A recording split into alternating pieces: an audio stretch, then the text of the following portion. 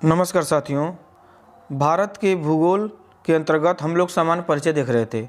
आज हम लोग देखेंगे सामान्य परिचय के अंतर्गत जो महत्वपूर्ण प्रश्न एग्जाम में पूछे गए हैं उनको देखा जाएगा। पहला प्रश्न कर रहा है भारत का क्षेत्रफल है, पहला कर रहा है 32,78,263 वर्ग किमी, 32,80,263 वर्ग किमी, 32,85,263 वर्ग किमी और 32,87,263 वर्ग किमी। तो इस प्रश्न का उत्तर क्या होगा? 32,87,263 वर्ग किमी। फिर दूसरा प्रश्न को देखते हैं।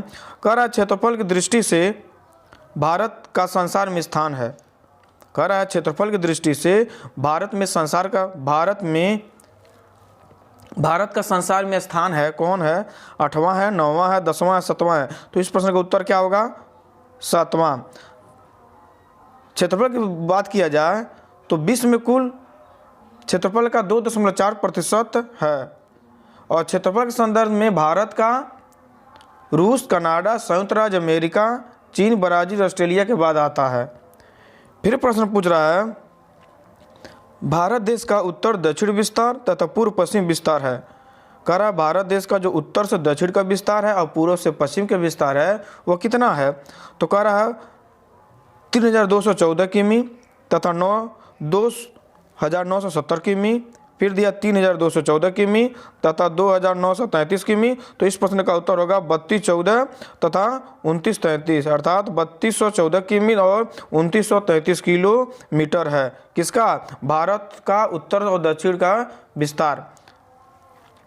फिर कह रहा है भारत का उत्तर दक्षिण विस्तार है 25 से 50, 32 से 14। तो इस प्रश्न का उत्तर हम लोग ऊपर ही देखा गया है, तो 3214। फिर प्रश्न दिया है कि उत्तर में चीन और पूर्व में म्यांमार के त्रिसंगम पर स्थित स्थायी आबादी वाला भारत का सबसे पूर्वी कस्बा है। अगर इसका मतलब कह रहा है कि भारत के सबसे पूर्वी बिंदु कौन है? अगर भारत के सबसे पूर्व बिंदु की बात की जाए तो सबसे पूर्व बिंदु कौन है? किबुतु। और कहाँ है? अरुणाचल प्रदेश में है। और उत्तर की बात किया जाए तो इंदिरा कॉल है। और भारत के सबसे दक्षिणतम बिंदु की बात किया जाए तो इंदिरा पॉइंट है जो ग्रेट निकोबार में स्थित है। और भारत का सबसे पश्चिमोत्तर बिंदु की बात किया जाए तो गुहार मोता या गौर मोती, ये कहाँ है? गुजरात में है। और भारत के मुख्य भूमि की बात किया जाए तो ये हमारा क्या होगा? कन्याकुमारी होगा। कहाँ पे है? तमिलनाडु में है। आइए देखते हैं नेक्स्ट। कह रहा इंदिरा पॉइंट स्थित है 6:20, 6:25, 6:45, 6:35। तो इस प्रश्न का होगा 6:45। फिर कह रहा है भारत का केंद्रीय देशांतर है।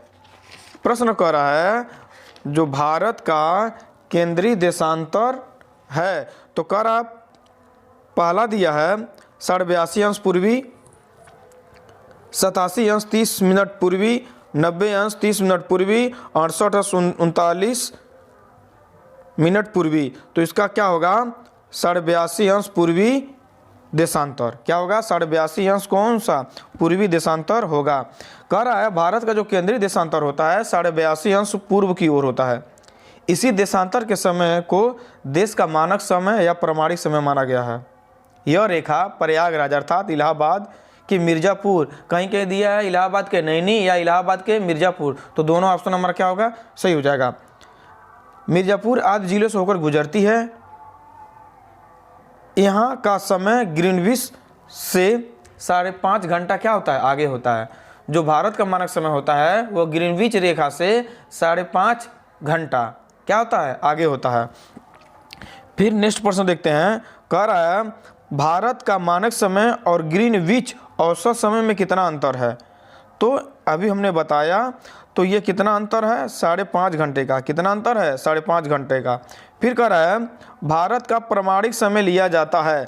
तो कह रहा है भारत को जो प्रमाणिक समय लिया जाता है वो कहाँ से लिया जाता है और किस देशांतर से? क्यों? तो भारत का प्रमाणिक समय लिया जाता है कि बात किया जाएगा तो इलाहाबाद के नैनी से या इलाहाबाद के मिर्ज़ापुर जिले से।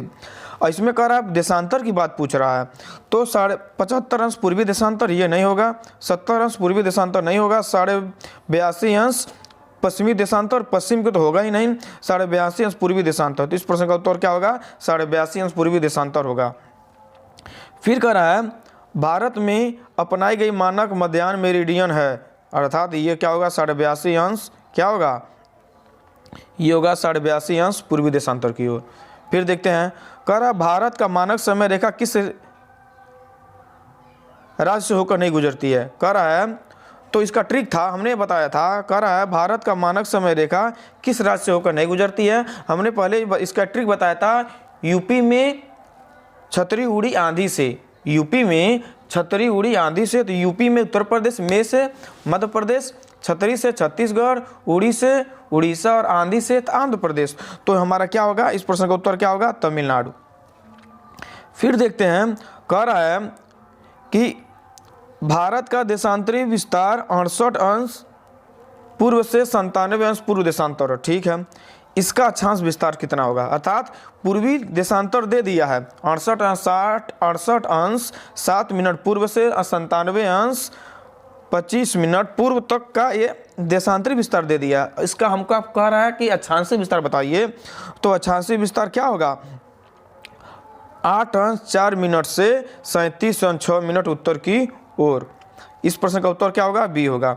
फिर कह रहा है जब ग्रीनविच से दोपहर का 1 बजा हो तो उस समय भारत का मानक समय रेखा क्या होगी? हमने जानता हो जो ग्रीनविच से भारत कितना घंटा आगे है? 5.5 घंटा। तो 1 की बात कर रहा है तो हमारा क्या होना चाहिए?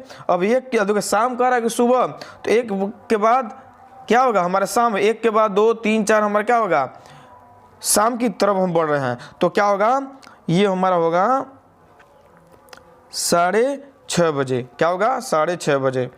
फिर बात कर रहा है कर्क रेखा भारत के निम्न में से भारत किस राज्य होकर नहीं गुजरती है? अगर कर्क रेखा की बात की जाए तो कर्क रेखा भारत के बीचों बीच में स्थित होती है। ग्लोब की बात किया जाए भूमध्य रेखा के ऊपर क्या होती है? कर्क रेखा होती है। किधर होती है? 23.5 अंश उत्तरी अक्षांश की ओर होती है। और कर्क रेखा भारत के बीचों बीच होकर गुजरती है। कितने राज्यों से होकर गुजरती है? कर्क रेखा भारत के 8 राज्यों से होकर गुजरती है। इसका एक मैंने ट्रिक बताया था, मित्र पर गमछा जार। कभी कभी ये देता है उत्तर से पूर्व से पश्चिम की ओर, अब पश्चिम से पूर्व की ओर कौन से राज्य जो है कर्क रेखा पे स्थित है। हमने बताया था कर्क रेखा पे, हमने बताया था कर्क रेखा सबसे कम छूता कहाँ पे? राजस्थान में। सबसे ज्यादा इसकी लंबाई कहाँ होती है? मध्य प्रदेश में। अब पूर्वोत्तर राज्य भी बताया था, क्या बताया था? मिजोरम और त्रिपुरा। तो कर्क रेखा भारत किस राज्य से होकर नहीं गुजरती है? तो किससे नहीं गुजरती है? मणिपुर से होकर। किससे? मणिपुर से होकर नहीं गुजरती है। फिर कह रहा है कि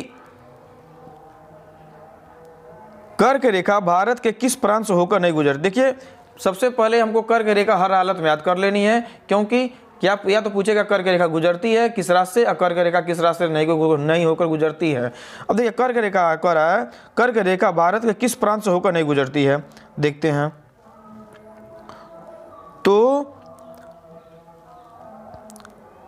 मध्य प्रदेश, उत्तर प्रदेश, गुजरात, झारखंड। तो कर्क रेखा किससे होकर नहीं गुजरती है? तो कर्क रेखा उत्तर प्रदेश से होकर नहीं गुजरती है। अब देखिए हमने बताया भी कर्क रेखा भारत के कितने राज्यों से होकर गुजरती है? तो कर्क रेखा भारत के 8 राज्यों से होकर गुजरती है। मित्र पर गमछा झार। अब देखिए फिर कह रहा है कर्क रेखा किस नदी को नहीं काटती है? कर्क रेखा किस नदी को नहीं काटती है? तो कर्क रेखा नर्मदा नदी को नहीं काटती है। किसको नहीं काटती है? कर्क रेखा नर्मदा नदी को नहीं काटती है, बल्कि क्योंकि नर्मदा नदी की स्थिति कर्क रेखा के दक्षिण में है, जबकि अन्य नदियां कौन? सोन नदियां, रेहंद नदियां, बेतवा नदियां कर्क रेखा को काटती हैं। अब देखिए फिर प्रश्न पूछ रहा है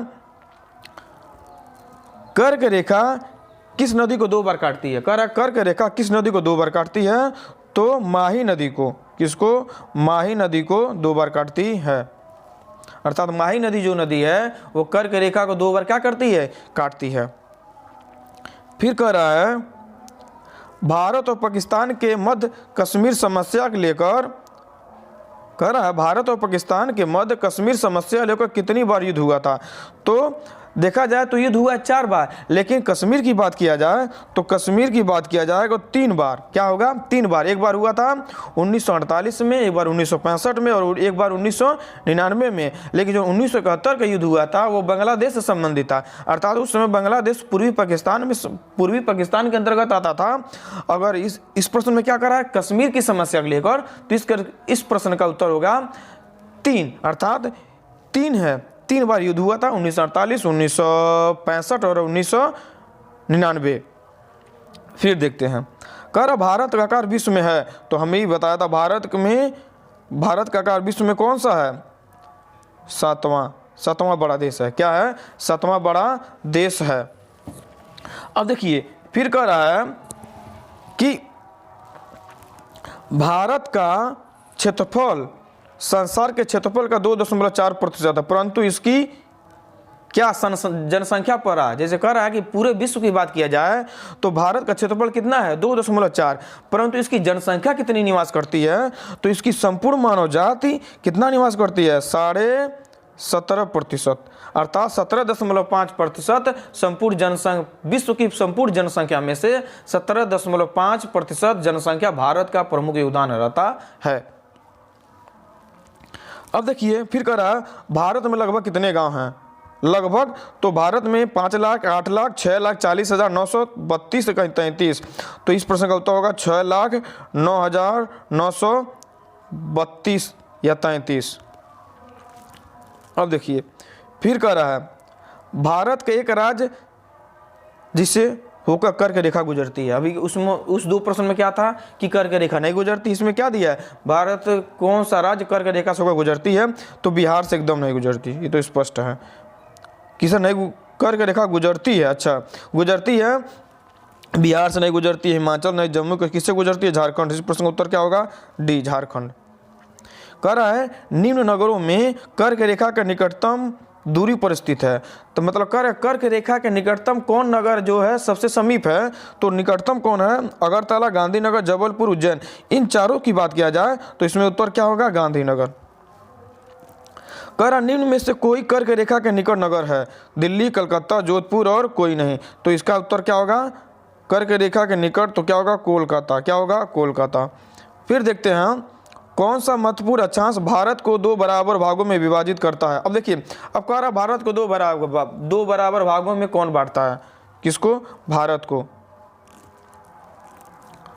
को 2 बराबर भागों में। तो कर्क रेखा भारत को 2 बराबर भागों में बांटती है। अब कर्क रेखा जो होती है वो भूमध्य रेखा क्या होती है? उत्तर होती है। तो उत्तर को एन करते हैं, नॉर्थ, और दक्षिण को क्या कहते हैं? साउथ। कभी इस टेट में इस बार क्वेश्चन पूछा था, जो टेट का पेपर जो हुआ था तो उसमें पूछा था कर्क रेखा है 23.5 अंश एन, 23.5 अंश एस, 23 अंश 45 मिनट। ठीक, तो कह रहा है कर्क रेखा भारत 2 बराबर भागों में बांटती है, तो किधर है? कह रहा 23.5 अंश दक्षिण। नहीं, इस प्रश्न का उत्तर होगा 33.5, ये भी नहीं होगा। क्या होगा? डी होगा, 23.5 अंश उत्तर की। अर्थात कर्क रेखा भारत के बीचों बीच होकर गुजरती है, 8 राज्यों से गुजरती है और कितने अक्षांश पर होती है? 23.5 अंश उत्तर की ओर होती है। फिर कर निम्न में से कौन सा भारतीय राज्य कर्क रेखा के उत्तर में स्थित है? तो कर्क रेखा के उत्तर की बात किया जाए तो झारखंड, मिजोरम, त्रिपुरा ये नीचे हैं, लेकिन मणिपुर क्या है? मणिपुर कर्क रेखा के उत्तर में तो मणिपुर है। अगर हम लोगों को भूगोल पढ़ना तो हर हालत में हमारे पास एक मैप होनी चाहिए। अगर ये वीडियो आप लोगों को अच्छी लगे तो प्लीज़ लाइक और सब्सक्राइब जरूर कीजिए, क्योंकि आप लोगों के लिए मेहनत किया जा रहा है।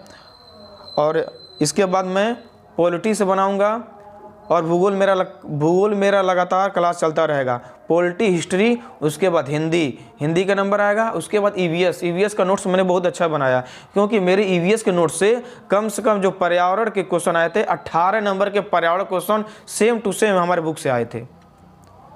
ठीक, अब देखते हैं, कह रहा है जून माह में निम्न स्थानों में से कहाँ पर दिन की अवधि अधिकतम होगी? कह रहा है जून का महीना होती है, क्या होती है? जून का महीना गर्मियों की महीना होती है। ठीक, तो कह रहा हैदराबाद, चेन्नई, भोपाल और दिल्ली। तो इस प्रश्न का उत्तर क्या होगा? दिल्ली। दिल्ली क्या होती है? दिन की अवधि में अधिकतम होगी। अब देखिए प्रश्न कर रहा है भारत का मानक समय रेखा किसके समीप से लिया जाता है? तो भारत का मानक समय होता है वो 82.5 अंश किधर होता है, पूर्वी देशांतर की होता है। और कहाँ से लिया गया है, प्रयागराज के मिर्जापुर से, मिर्जापुर जिले से लिया गया है, या कहीं कहीं दिया इलाहाबाद के नैनी से। और अब देखिए, और जो मानक समय रेखा होती है वह 5 राज्यों से होकर गुजरती है। हमने बताया था यूपी में छतरी उड़ी आंधी से उत्तर प्रदेश, मध्य प्रदेश, छत्तीसगढ़, आंध्र प्रदेश, उड़ीसा। अब कह रहा है भारत मानक समय लिया जाता है, कहाँ से लिया जाता है, इलाहाबाद के नैनी से। ठीक, अगर ये वीडियो आप लोगों को अच्छी लगी हो तो प्लीज़ लाइक और सब्सक्राइब जरूर करें। धन्यवाद।